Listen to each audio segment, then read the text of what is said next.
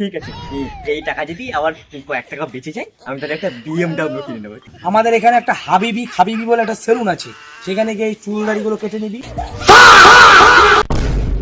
Disclaimer.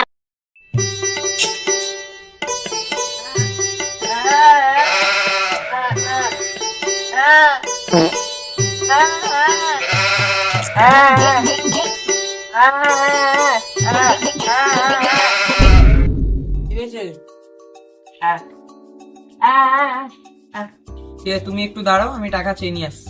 रुको जरा सबर करो, बोला धक्का मुक्की नहीं करने का, आराम से लेने का। हाँ বাবা, হ্যাঁ কি হচ্ছে বল। ওই বাইরে একটা ভিখারি এসে 10 টাকা দাও না, দিয়ে আসি। আচ্ছা ঠিক আছে দাঁড়া, টাকাটা বার করছি। কত 10 টাকা তো?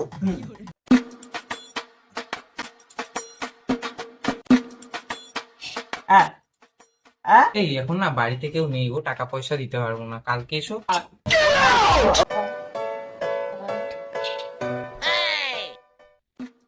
ঠিক আছে বাবু, আমার তুই যে টাকাটা নিলি টাকাটা দিয়েছিস কি?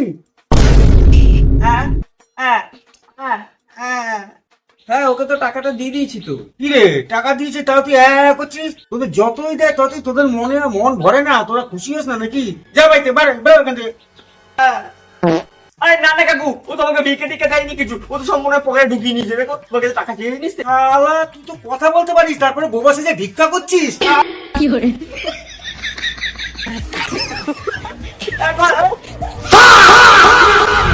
कैसे कैसे लोग रहते हैं यार यहाँ पर।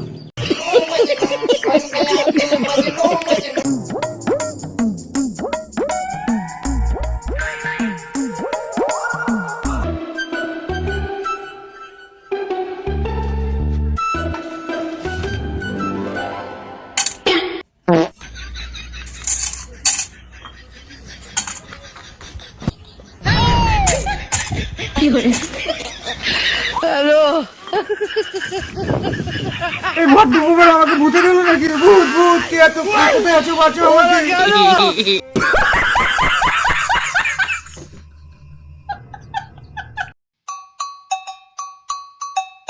আপনি ওখান থেকে তারা খেয়ে গেলাম না, যাই।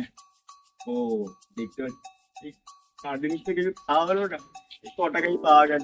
ওই ছেলেটা যদি কিছু দেয়, আজ দিন ধরে কিছু খেতে পারিনি, 5 টাকা দাও। দাঁড়া, দিচ্ছি দাঁড়া। আর আমি তোকে টাকা দিলাম না, তার বিনিময়ে তোকে দেশের প্রধানমন্ত্রী করে দিলাম, তাতে তোর কেমন লাগবে বলতো? আমাকে প্রধানমন্ত্রী বানিয়ে দিলে আমি তো আমাকে আম গাছে কলা ধরিয়ে দেবো। আরে ধুর বোকা ছেলে, আম গাছে আবার কেউ কলা ধরাতে পারে নাকি? সত্যি তুই ভিখারিকে কেউ প্রধানমন্ত্রী বানায়? তা কি আম গাছে কলা ধরা পর্যন্ত কি তোমার? আরে সালা, তুমি তো 5-10 টাকা আবার এখানে প্রধানমন্ত্রী বানিয়ে দেবে। হ্যাঁ, শোন, এবার দেবো আয়।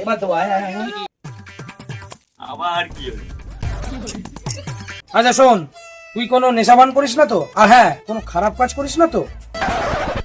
না দাদা, আমি কোনো নেশাভান করি না, আমি কোনো খারাপ কাজ করি না। এই 2 টাকা ইনকাম করি, এইসব ভিক্ষা টিক্ষা করি, এই দিয়ে আমার সংসার চলে যায়।